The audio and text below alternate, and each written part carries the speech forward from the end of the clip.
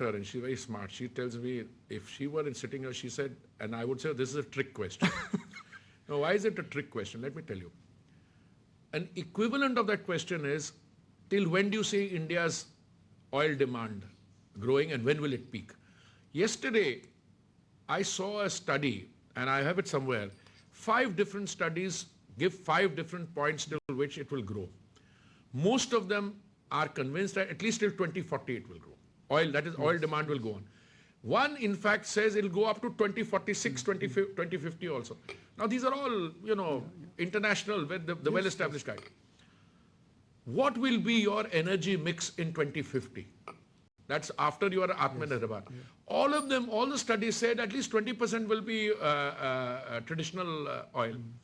The rest can vary. You will have biofuels, you will have green hydrogen, you will have other issues.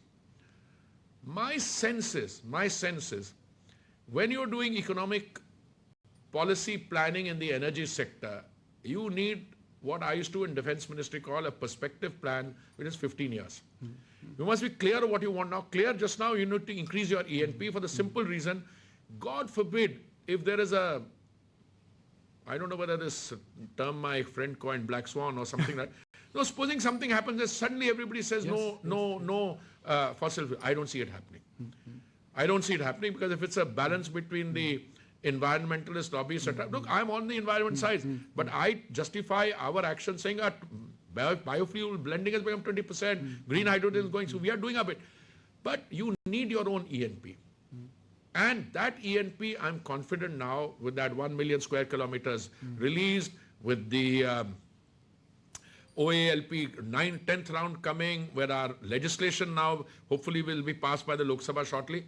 Today, people want to come to India because they believe that there is a Guyana waiting to be discovered in the Andaman Sea.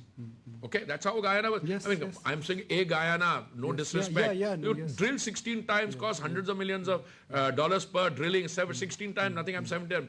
Here is the same Andaman Sea, this is where there has been oil earlier, you'll get it. What do we want to do? We want to make sure that our transition to green is steady. Yes. Our dependence on fossil, first of all, dependence on imports decreases. Our dependence on fossil fuels gradually goes down. And then it's a win-win economically. And I think that's happening. So, if you like this video, then like, share and subscribe to ET Now.